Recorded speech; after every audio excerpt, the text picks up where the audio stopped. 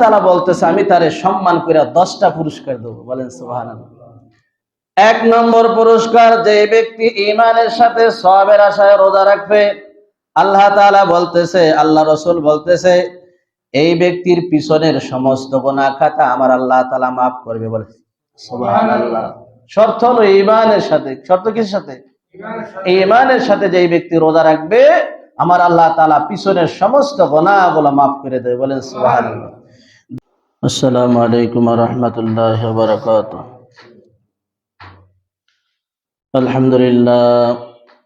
আলহামদুলিল্লাহ ওয়া কাফা ওয়া সালামুন আলা ইবাদিহি আল্লাযীনা ইসতাফা। আম্মা বা'দু ফাউযু বিল্লাহি মিনাশ শাইতানির রাজীম। বিসমিল্লাহির রাহমানির রহিম। কুতিবা আলাইকুমুস সিয়ামু কামা কুতিবা আলাল লাযীনা মিন ক্বাবলিকুম লাআল্লাকুম তাত্তাকুন। وقال النبي صلى الله عليه وسلم من صام رمضانا إيمانا احتسابا غفر له ما تقدم من ذنبك وما تأخر. اللهم صل على سيدنا ونبينا وشفيعنا وحبيبنا ومولانا محمد صلى الله عليه وعلى آله وأصحابه وبارك وسلم. আলহামদুলিল্লাহ, আল্লাহ তাবারাক ওয়া তাআলার দরবারে লাখো কোটি শুকর যে রব্বে কারীম আপনাকে আমাকে দুনিয়ার সমস্ত ঝামেলা থেকে ফারেক করে মাহে রমজানের দ্বিতীয় জুমায় মালিকের ঘরে আসার মতো বসার মতো তৌফিক দান করছে। সেই মহান সত্তার দরবারে অন্তরের অন্তরস্থল থেকে কালিমাতুশ শুকরিয়া আদায় করি, বলি আলহামদুলিল্লাহ। এই রমজান মাস খুবই একটা বরকতি একটা মাস, গুনাহ মাফের মাস, রহমতের মাস, মাগফিরাতের মাস, নাজাতের মাস। বলা হয় এই রমজান মাস একটি বছর পরে আসে মুমিনের কাছে মুমিনের গুনাহগুলো মাফ করানোর জন্য। রমজান মাস হলো ইমানি ব্যাটারি চার্জের মাস। কিসের মাস? ইমানের একটা ব্যাটারি আছে। দেখবেন ইমান যখন ভালো থাকে তখন নেক আমল করতে ভালো লাগে। কি করতে? নেক আমল ভালো লাগে। আর যখন ইমান খারাপ হয়ে যায়, ইমান দুর্বল হয়ে যায়, তখন এই অন্তরটা খালি গুনার দিকে ধাক্কায়। কি করে? গুনার দিকে ধাক্কায়। হাদিসে পাকের ভিতরে আসছে, নবী করিম সাল্লাল্লাহু আলাইহি ওয়াসাল্লাম ফরমান, যে কোনো বনি আদম 1 লোকমা হারাম খাইলো তো 40 দিন পর্যন্ত এই 1 লোকমা হারামের তাসির 40 দিন পর্যন্ত থাকে। তো এইটা গুনার দিকে ধাক্কাইতে থাকে। বলেন নাউজুবিল্লাহ। পক্ষান্তরে 1 লোকমা যদি হালাল খাবার খায় বনি আদম, 40 দিন পর্যন্ত ওই ব্যক্তি ইবাদতের ভিতর স্বাদ পায়। এই জন্য ইবাদত কবুল হওয়ার জন্য একমাত্র মাধ্যম হলো, 1 নম্বর শর্ত হলো হালাল রিজিক। কি? হালাল রিজিক খাইয়া যত ইবাদত করব এইগুলো আসমানে সরাসরি কবুল হয়ে যাবে। আর হারাম খাইয়া যত ইবাদত করব, কসম খোদার পাহাড় পরিমাণ ইবাদত করলেও বাইতুল্লাহর ছাদে যাইয়াও যদি তুমি ইবাদত করো, একটা সেজদা মালিকের দরবারে কবুল হবে না। তো কবুল হওয়ার জন্য শর্ত কি? হালাল রিজিক। কবুল হওয়ার জন্য হতে পারে শাক পাতা, ডাল ভাত, পুঁটি মাছ, হতে পারে সবচেয়ে জঘন্য খাবার মানুষের কাছে যেটা মানুষ মনেই করে না, এই খাবারও খাইয়া যদি ইবাদত করা যায়, যদি হালাল হয়, কসম খোদার এর ধাক্কাটা আরো সেজে লাগে। বলেন সুবহানাল্লাহ। আর বিরিয়ানি খাইলেন, ভালো ভালো হাতির মাংস, গরুর গোশত, হরিণের কুস্তুরি, যত দামি খাবার আছে এই খাবার খাইয়া বাইতুল্লাহ যে ইবাদত করেন, ওই টাকাটা ছিল আপনার হারাম। ওই টাকাটা ছিল কি? হারাম টাকা দিয়ে আপনি ক্রয় করছেন। তো হাদিসের পাকের ভিতরে আসছে, এই ধাক্কা আসমানে লাগে না, আর আসমান পর্যন্ত এ ধাক্কা পৌঁছে না। কথা ঠিক। এই জন্য আমরা যে যতটুকু পারি সবসময়ের জন্য হালাল খাবার চেষ্টা করবো ইনশাআল্লাহ। আল্লাহ তাআলা আমাদের হালাল রুজির ভিতর বরকত দান করুক। বলেন আমিন। আল্লাহ তাআলা বলেন, ওয়ামা মিন দাব্বাতিন ফিল আরদি আলাল্লাহি রিজকুহা। ইম্পর্টেন্ট একটা আয়াত কোরআনে কারীমের ভিতরে আল্লাহ তাআলা বলেন, আমি এমন কোন প্রাণী নাই যেই প্রাণী আমি আল্লাহ তাআলা সৃষ্টি করছি আর তার রিজিকের দায়িত্ব আমি নিই নাই। যেই প্রাণী আল্লাহ তাআলা জমিনের উপর যত প্রাণী আছে, পিপিলিকা বলেন, হাতি বলেন, বড় ওই সমুদ্রে তিমি মাছ বলেন, যত প্রাণী দেখেন না কেন সমস্ত রিজিকের মালিক আল্লাহ তাআলা নিয়েছে। কথা বলেন ঠিক কি? খামোকা তোমার আমার 2-3 দিন বাঁচবো হারাম খেয়ে কোনো লাভ আছে? কোনো দরকার নাই। আল্লাহ তাআলা আমাদের সকল ভাইদেরকে হারাম থেকে বাঁচবার তৌফিক দান করুক, হালালের ভিতর বরকত দান করুক। বলে না আল্লাহ তাআলা বলেন হাদিসের ভিতর, যেই ব্যক্তি এই মাহে রমজানের রোজা রাখবে ঈমানের সাথে সওয়াবের আশায়। কিসের সাথে? এটা মনে করেন না যে এই রোজা শুধু এই মুহাম্মদী উম্মতের জন্য ফরজ করছে। আমি যে আয়াতে কালিমা তেলাওয়াত করছি, এই আয়াতের দ্বারা বোঝা যায় পূর্ববর্তী যত নবী আল্লাহ তাআলা বানাইছেন প্রত্যেকটি নবীর উপর মাহে রমজানের রোজা ফরজ ছিল। বলেন সুবহানাল্লাহ।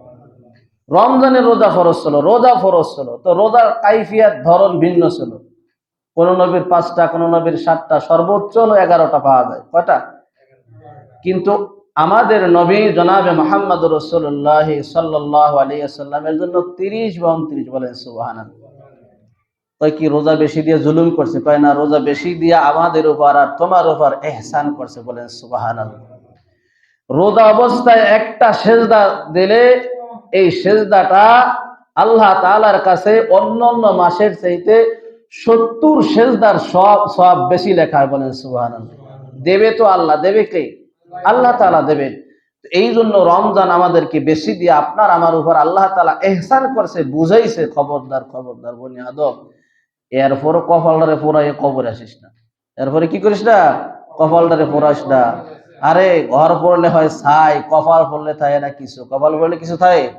কিছু থাকে না। এই জন্য ঘর পড়লে কিছু ছাই পাওয়া যায়, মনে করা যায় ছাই দিয়ে দাঁত মাজা যাবে না। বান্দার কপাল যদি পড়ে এই বান্দার থাকে না কিছু। কথা বলেন ঠিক কি? সমস্ত উম্মতের জন্য রোজা কি ছিল? ফরজ ছিল। আমাদের উপর আল্লাহ তাআলা রমজানের রোজাকে ফরজ করছে। বলেন আলহামদুলিল্লাহ।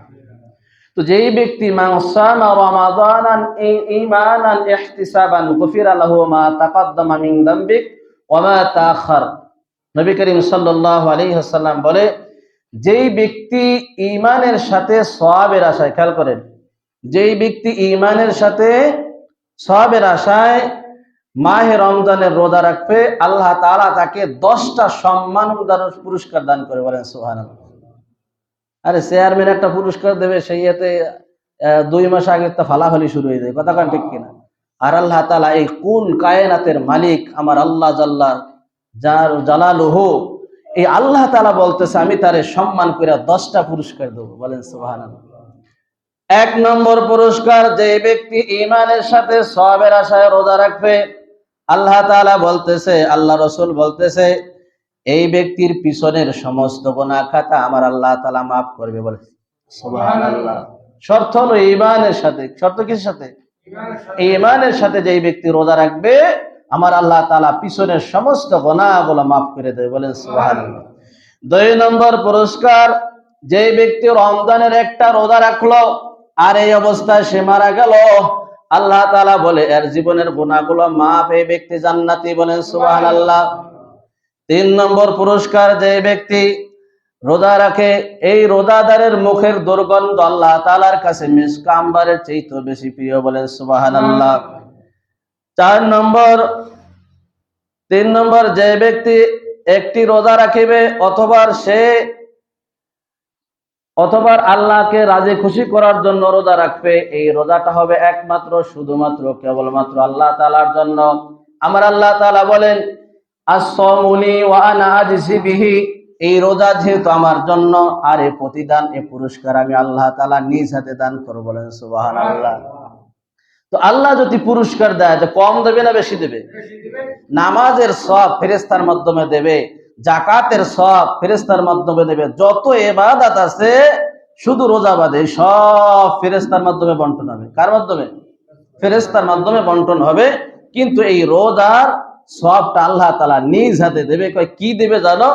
কয় যত আইটেমের রুটি আছে এটা বানায়া ওই সমুদ্রের বিশাল মাছ যেগুলো তুমি আমি কোনোদিন দেখি না, এই মাছের কলিজা ভুনা বানায়া আল্লাহ তাআলা লোকমা বানায়া গালে তুলিয়া বনি আদমকে খাবে। বলেন সুবহানাল্লাহ। তো খাবারটা কত দামি হবে, কত মজা হবে। তো এই আল্লাহকে দেখার জন্য তো এত সাধনা, আল্লাহকে দেখার জন্য তো এই রোজা, আল্লাহকে দেখার জন্যই তো এই নামাজ, আল্লাহকে দেখার জন্য তো এই হালাল খাবো। নচেত আমরা এত কষ্ট কেন করব? এত কষ্ট করার কোনো দরকার নাই। 5 নম্বর, রোজাদারের দোয়া কবুল হয়। বলে সুবহানাল্লাহ। রোজাদার যেই দোয়া করে আল্লাহ তাআলা প্রত্যেকটি দোয়া কবুল করে। হাদিসে পাকের ভিতরে আসছে 3 ব্যক্তির দোয়া আল্লাহ তাআলা সরাসরি ভাবে কবুল করে। আসমানে কোনো পর্দা থাকে না, সরাসরি আল্লাহ তাআলার কাছে ধাক্কা লাগে আর মালিক এই 3 ব্যক্তির দোয়া কবুল করে। 1 নম্বর হইলে ইমামুন আদিলুন, ন্যায়পরায়ণ বাদশা। ন্যায়পরায়ণ বাদশা, এই বাদশা যদি হকের পথে থাকে, ন্যায় বিচার করে, এই বাদশা যেই দোয়া করে মালিক আল্লাহ কবুল করে। 2 নম্বরে হলো ইফতারের সময় রোজাদারের দোয়া কবুল হয়। বলেন সুবহানাল্লাহ। 3 নম্বরে মাজলুম। 3 নম্বরে কে? মাজলুমের দোয়া আল্লাহ তাআলার কাছে কবুল হয়ে যায়।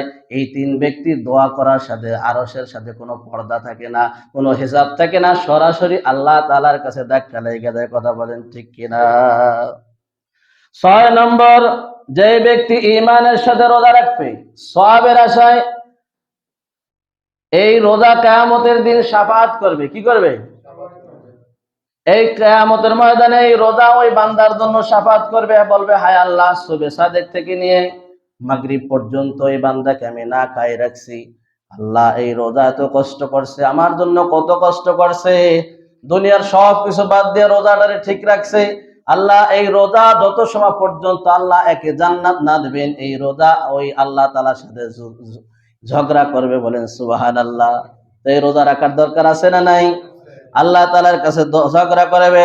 কিয়ামতের ময়দানে যারা কোরআন পড়ে, এই কোরআন শাফাআত করে আল্লাহ তাআলার সাথে ঝগড়া করে কোরআন জান্নাতে নিয়ে যাইবে। বলেন সুবহানাল্লাহ। এই জন্য কোরআন পড়ার দরকার আছে না নাই? 7 নম্বর, রোজাদারের জন্য 2টি সম্মাননা। কয়টি? কেউ কেউ বলছে যে ঈদের দিন, ঈদের দিন খুশির দিন, আর একটা হলো আল্লাহ তাআলা যেই দিন দেখা দেবে জান্নাতে। বলেন সুবহানাল্লাহ। আল্লাহ তাআলার দেখার দিদার দরকার আছে না নাই? কারা কারা বলেন আল্লাহ তাআলার দিদার চান? আমরা দিদার চাই না? আল্লাহ তাআলার সবাই দিদার চাই। ওই দিদার দেখার জন্যই তো এত কষ্ট। কথা বলেন ঠিক কিনা? দিদার মানে দেখা, সাক্ষাৎ।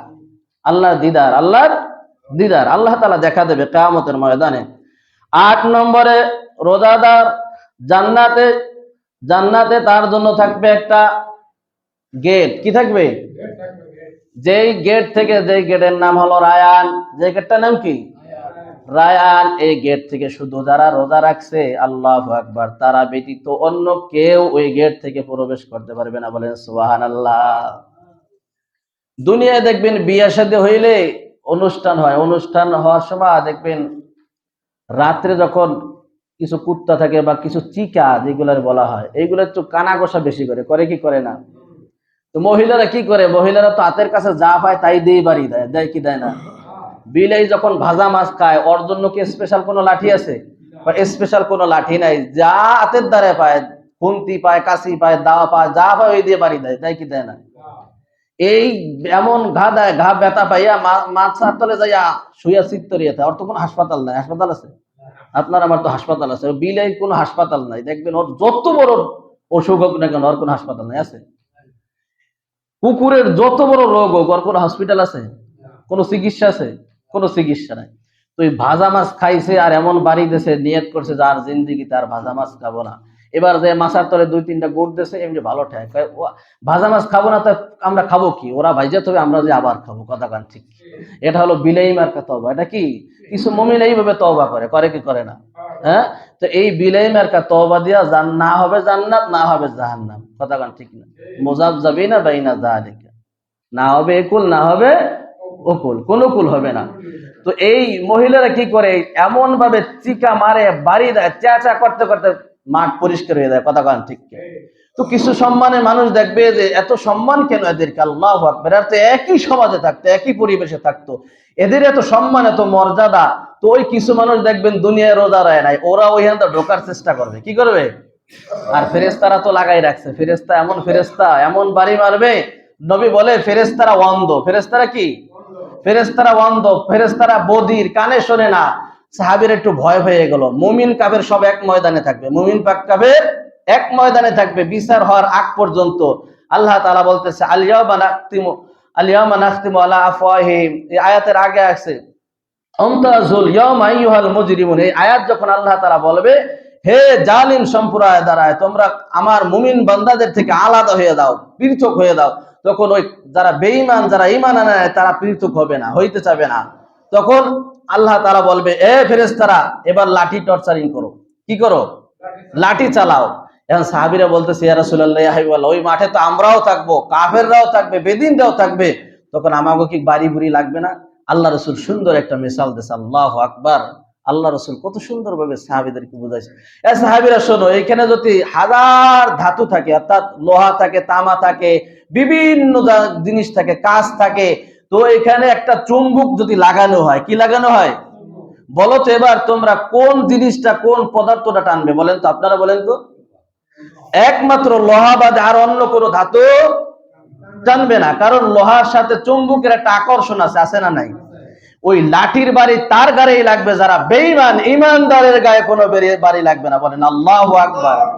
ওরা যদিও অন্ধ হয়, যদিও বধির হয়, চোখে তো দেখবে না, কাছাকাছি তো থাকবে, মুমিন বেঈমান কাছাকাছি থাকবে, কিন্তু বাড়ি লাগবে না। যার দেয়ার দরকার বাড়ি, তার ঘরেই বাড়ি লাগবে, মুমিনের গায়ে কোনো বাড়ি লাগবে না। বলেন সুবহানাল্লাহ। তো ঈমানদাররা দেখবে যে জান্নাতে যাইতেছে, আল্লাহু আকবার। বেঈমানরা চিন্তা করবে, দুনিয়ায় বসে তো রোজা রাখি নাই, দিনের বেলায় ডালের বড়া খাইছে, আর বলছে যে খাইছে কিটা হইছে, আমি আমার টাকা দিয়ে ডালের বড়া খাই। কথা কন ঠিক কিনা? রোজা তো রাখবে যারা গরিব, যারা অসহায়, যারা খাইতে না পারে, তারা রাখবে রোজা। এইরকম ভাবে ঠাট্টা করছে। আল্লাহ তাআলা বলবে, আমল বাড়ি দাও ফেরেশতারা, বাড়ির সরে মাঠ পরিষ্কার কইরা ফেলাও। এবার মুমিন এবং মুনাফিক থেকে, কাফের থেকে সব এখন শুধু থাকবে মুমিন। বলেন সুবহানাল্লাহ। হাশরের ময়দানে কারা থাকবে? যারা মুমিন আর যারা রোজা রাখছে, ওই জান্নাত দিয়ে তারা ঢুকবে। জান্নাতের নাম হলো রায়ান। ওইখান দিয়ে শুধুমাত্র একমাত্র কেবলমাত্র রোজাদার ব্যতীত অন্য কেউ ওই গেট থেকে প্রবেশ করতে পারবে না।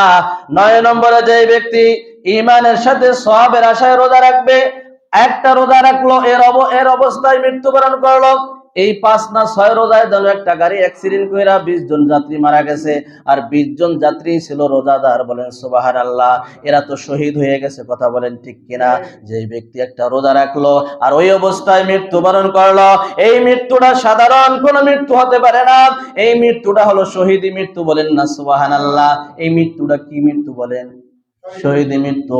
কিয়ামত পর্যন্ত যত মানুষ রোজা রাখবে, আল্লাহু আকবার, কিয়ামত পর্যন্ত রোজা রাখার সওয়াব ওই ব্যক্তির আমলনামায় যাইতে থাকবে, কারণ ওই ব্যক্তি মৃত্যুবরণ করছে রোজা অবস্থায়। কথা বলেন ঠিক কিনা?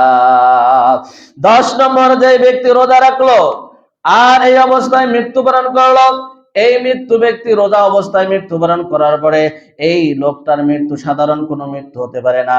এই যে ব্যক্তি রোজা রাখলো এরপরে মৃত্যুবরণ করলো, এই ব্যক্তি 4 শ্রেণী মানুষের সাথে জান্নাতে থাকবে। 1 নম্বরে হলো নবী, 2 নম্বরে হলো শহীদ, 3 নম্বরে হলো সিদ্দিকিন, 4 নম্বরে হলো শুহাদা ওয়াস সালিহিন।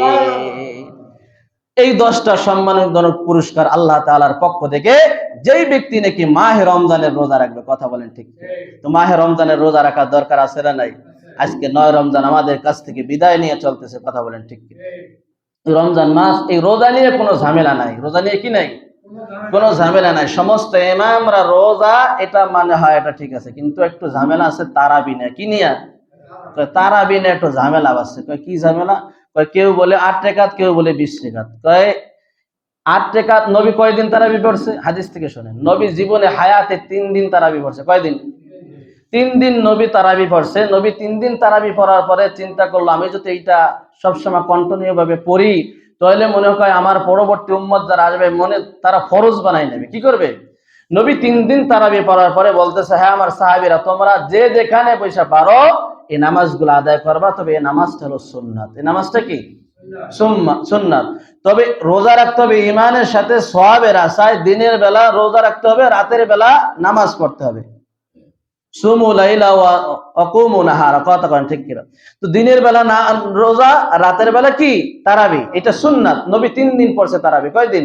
3 দিন। তোমরা যে যেখানে পারো এখানে বসে তারাবি পড়ো। ওরা যে হাদিস দিয়ে দলিল দেয় এইটা হলো সারা জীবনের নবীর ছিল, এটা তারাবি নামাজ না, এটা ছিল তাহাজ্জুদের নামাজ। বলেন সুবহানাল্লাহ। সারা জীবন নবী 8 রাকাত তাহাজ্জুদ পড়তেন। কয় রাকাত? কোনো সময় বেশি পড়তেন, বেশি যে রিওয়ায়াতটা আছে সহিহ, এটা হলো 8 রাকাত। ওরা যেটা দিয়ে দলিল পেশ করে যে তারাবি 20 রাকাত না 8 রাকাত, এরা ভুয়া, এটা ভুল। আমরা 8 রাকাত পড়বো না, আমরা 20 রাকাত পড়তেছি, পড়বো যতদিন বাঁচবো 20 রাকাতই পড়বো। কথা ঠিক কিনা? বলেন ইনশাআল্লাহ। বলেন ইনশাআল্লাহ। ওদের হাদিস বগলে থাকে। কিসে থাকে? হট করে টান দিয়ে বলে বোখারীর হাদিস। বোখারীর হাদিস দেখতে চাইলে আপনি এখানে আহমদিয়া বা চন্ডীপতি মাদ্রাসায় যাবেন। 2 খণ্ড আমরা পড়ছি, আল্লাহ তাআলা পড়াইছে, পড়ার সুযোগ দিয়েছে। এত বড় 2 খণ্ড, 5 থেকে 6 কেজি ওজন হবে। কারণ এই সবসময় কি বগলে লয়ে ঘোরা যায়? ওরা বগলে লয়ে ঘরে। এইগুলা বেশি বুঝায় মহিলাগো কোমল দেখবেন, পুরুষ গোধারে বেশি একটা যায় না। কথা ঠিক কিনা? আর গুড় করে জুয়ান গোধারে, যুবক যারা সিয়ন যুবক চিন্তা করে, জুয়ান যদি 8 রাকাত পড়ে জান্নাতে যাওয়া যায়, তাই কেডা 20 রাকাত পড়ে? কথা বলে ঠিক কিনা? যদি 8 রাকাতে জান্নাত পাওয়া যায়, কেউ 20 রাকাতে দাঁড়া যাবে? দরকার নাই, যাবে না। এই জন্য ওরা মহিলাগো কাছে গুড় আর যুবক কাছে বেশি গুড় করে ফট করে টান দিয়ে কয় বোখারী শরীফ। বোখারী শরীফ বাড়ি করলো না, বগলের পশম ছিল আল্লাহই ভালো জানে। কথা ঠিক কিনা? বোখারী শরীফ তো আমরা বগলে নিয়ে ঘুরি না, ঘুরি? বগল বোখারী থাকে দর্শে থাকে, লাইব্রেরিতে থাকে। কথা বলে ঠিক? তো দোস্ত, বুড়াগো একটা আছে, ওরা আবার ছাগলে খামি দেয়। ছাগলে খামি বোঝেন? সামনে আলো নদী বা খাল, যেটাই বলেন। তো এই রশি ধরে যখন টান দেবেন, বকরি বলে যে আমি এফার থাকবো, আমার রশি যাবে ওফার, কিন্তু আমি যাবো না। আরে বলে ছাগলে খামি। আরে কি বলে? চাষারে যত বোঝায়, চাষা তো আর বোঝায় না যে আমি আর বাঁচবো কয়দিন, যে পথে আছে এই পথে চলতে দাও। কথা ঠিক কিনা? এই জন্য কিন্তু ওরা ওখানে চান্স পায় না। কথা বলেন? এখন যায় মহিলাও কাছে, চাষি কি তারাবি কয় রাকাত পড়েন? কে? 20 রাকাত। কার আল্লাহ, সর্বনাশ সর্বনাশ। আপনি 20 রাকাত পড়েন, এই দেন হাদিস, বোখারীর হাদিস। কারণ কোরআনের পরে বোখারীর সম্মান, এই জন্য বোখারীর একটু বেশি প্রাধান্য দেয়। হ্যাঁ লাগতেছে দেখেন 8 রাকাত তারাবি, তো আপনি 20 রাকাত পড়বেন কি? এই কষ্ট। আর মহিলারা যদি এই ইবাদতের সুযোগ পায়, ওরা তো সুযোগ খোঁজে। কথা বলেন ঠিক কিনা? কিছু মহিলা আছে দেখবেন, নফল রোজার পাগল, পাগড়ি বাঁধতে হয় 6 মাস আগে, কিন্তু ফরজের খবর নাই। আছে না নাই? নফল রোজা রাখবে, কবে মেরাজের রোজা? হুজুর ফন্য মেরাজের রোজা করেন না, মাইকে টাইম না, তাড়াতাড়ি টাইম। কথা ঠিক কিনা? অথচ ফরজ ছুটে যাইতেছে, ও ফজরের নামাজ পড়ে না, এই রমজানের রোজা রাখে না, ও কোহানে মেরাজের রোজা, কোহানে সবে বেড়াতে রোজা, এই খোঁজাখুঁজি হবে। কথা ঠিক? কথা বোঝেন? একজনে বলছে যে পাগড়ি বাঁধতে নামাজ পড়লে 1 রাকাত নামাজে 70 রাকাত নামাজের সওয়াব। তো যে আওয়াজে যে নিয়ত করছে যে আমি বাকি জিন্দেগিতে পাগড়ি পরেই নামাজ পড়বো, আর পাগড়ি ছাড়া নামাজ পড়বো না। লোকটা ছিল কৃষক, গেছে মাঠে, এখন আজান হয়ে গেছে, এখন নামাজ পড়তে হবে, শুধু পরনে একটাই লঙ্গি, একটা লঙ্গি। এখন চিন্তা করে নিয়ত তো করছে যে পাগড়ি বাঁধবে, এখন কি করা যায়? এখন লঙ্গি খুইলে আসতে পাগড়ি বাঁধছে। এখন বলেন সব বেশি হয়েছে না কম হয়েছে? 70 টাকা তো ফরজ, ওটা তো ফরজে আইন, ওটা ঢাকতেই হবে। এখন সে লঙ্গি খুইলে পাগড়ি বাঁধছে, এখন কয় গুণ সব হবে বলেন? ভালো হয়েছে না? হন এইরকম সব যাতে আমরা তালাশ করি, সব তো দেবে তো মূল আল্লাহ। কথা ঠিক কিনা? কলব দেখে আল্লাহ তাআলা সব দান করবে, দেবে। কথা বলেন ঠিক কিনা? কলব যার যত পরিষ্কার থাকবে, তার সব ওইভাবে হবে। কথা বলেন? যার নিয়ত যত সহি। বুখারীতে হাদিস আছে, ইন্নামাল আমালু বিন্নিয়াত। শেষ হাদিস, সুবহানাল্লাহি ওয়া বিহামদিহি সুবহানাল্লাহিল আযীম। হাদিসের সাথে শেষ হাদিস এবং শুরুর সাথে পার্থক্য কি? তার কি শুরু এবং শেষ হাদিস দিয়ে কি বুঝাইলে ইমামে বুখারী? ইমামে বুখারী বলতেছে কিয়ামতের ময়দানে মানুষের আমল নামা মিজানের পাল্লায় মাপা হবে। এই যে বলেন না আমতাজুল মিজান, মিজানের পাল্লা আছে না? মিজানের একটা পাল্লা আছে, এটা নেকি এবং বদি ওখানে মাপা হবে। জীবন দুনিয়ায় পেয়ালা দিয়ে আলু পেঁয়াজ রসুন সবকিছু মাপে, তোমার আমার নেকি এবং বদি এটা মাপার জন্য একটা পেয়ালা আল্লাহ তাআলা পালা বানায় রাখছে। এদিকে গেলে সময় শেষ হয়ে যাবে, অনেক লম্বা কথা। তো এই নেকি এবং বদি এটাও পালায় মাপা হবে। তো ইমামে বুখারী রাহমাতুল্লাহ বলতেছে, শুরুর হাদিস দিয়ে বলতেছে, যার নিয়ত যত বেশি ভালো হবে, যার নিয়ত বেশি শুদ্ধ হবে, তার আমল বেশি ভালো হবে। বলেন সুবহানাল্লাহ। আর আমল যত ভালো হবে, তার মিজানের পাল্লা তত ভারী হয়ে যাবে। বলেন সুবহানাল্লাহ। যে কথা আমি বুঝাইতে চাইছিলাম, যে হাদিসের দিকে যাইতে চাইছিলাম, ইমাম আহমদ ইবনে হাম্বল রাহমাতুল্লাহ একটা হাদিসকে জিন্দা করতে যায়া জালিমের জেলখানায় শহীদ হয়েছে। কথা বলেন ঠিক কিনা? ইতিপূর্বে আমি বলছি হাদিস তো, কিন্তু এই হাদিস তিনি ছাড়েন নাই। রসুলের একটা সুন্নাতকে জিন্দা করতে যায় জীবন গেছে, শহীদ হয়েছে জেলখানায়। আল্লাহ তাআলার পক্ষ থেকে তাকে জান্নাতি ঘোষণা করা হয়েছে। বলেন সুবহানাল্লাহ। আজকে তো আমরা কত কিছু আমাদের কাছ থেকে যাইতেছে। কত যুবক দেখা যায় যে প্রকাশ্যভাবে খানা পিনা খায়, রোজা রাখেন, আছে না নাই? ও যুবক, তোমার কাছ থেকে আমাদের ইমাম যারা, তারা একটা সুন্নতকে টিকিয়ে রাখার জন্য, কোরআন মাখলুক না খালেক, এইটা নিয়ে কোরআন চিরদিন থাকবে না। ইমাম আহমদ ইবনে হাম্বল বলতেছে কোরআন চিরদিন থাকবে, কিয়ামত পর্যন্ত থাকবে। কথা বলেন ঠিক কিনা? ইমাম আহমদ ইবনে হাম্বল চিরদিন থাকবে না, একদিন শেষ হয়ে যাবে। কিন্তু এতটুকু কথা, এতটুকু অপরাধ, আর কোন অপরাধ না, আর কোন অপরাধ না। এই জন্য জালিমের জেলখানায় সকাল সন্ধ্যা চাবুকের আঘাত খাইছে, এমনকি শেষ পর্যন্ত জেলখানায় শহীদ হয়ে গেছে। তবু তুমি ঈমান ছাড়ে নাই, সুন্নাতকে জিন্দা করছে। নবী তাকে স্বপ্ন সালাম জানাইছে, তাকে আহ্বান সালাম জানাইয়া তাকে জান্নাতি সুসংবাদ দিয়েছে, আহমদ তুমি আমার সাথে জান্নাতে থাকবে। বলেন সুবহানাল্লাহ। দোস্ত, ইনিও ছিলেন 20 রাকাত নামাজের কায়েল। বলেন সুবহানাল্লাহ। অনেক দলিল আছে, সময় শেষে আমি সব কথা বলতে পারলাম না দোস্ত। এজন্য তারাবি কয় রাকাত পড়বো? 20 রাকাত। বলেন 20 রাকাত। বাচ্চাদেরকে শিখাই দেবো, আমরা 20 রাকাত পড়বো, 8 রাকাত পড়বো না। কারণ 8 রাকাত নবী পড়ছে, এটা তাহাজ্জুদ। তুমি যদি পড়ো 8 রাকাত তাহাজ্জুদ পড়ো, তবে 20 রাকাত তারাবি পড়ো না। এটা তারাবি 20 রাকাত হইতে পারে না। তারাবি ওমরের থেকে আসছে, আবু বকরের থেকে আসছে, ওসমানের থেকে আসছে। এরা বড় বড় খলিফা, এরা বড় বড় খলিফা, এরা আমার থেকে অনেক দিন বোঝে। কথা বলেন ঠিক কিনা? তুমি আমি তো পয়সা কিছুই বুঝি না, কিছুই বুঝি না। একটা এবারাত দিয়ে পড়তে পারি না, সেই এলেম আমার নাই। তো আমি আবার কিভাবে বলি তারাবি 8 রাকাত? 20 রাকাতের কল মক্কায়, মদিনায়, সব জায়গা, হেরেম শরীফে, সব জায়গা 20 রাকাত। কয় রাকাত? যারা হাজি তারা তো অবশ্যই দেন। আল্লাহ তাআলা আমাদের আমল করার তৌফিক দান করুক। সুবহানাল্লাহি বিহামদিহি, সুবহানাকাল্লাহুম্মা ওয়া বিহামদিকা, আশহাদু আল্লা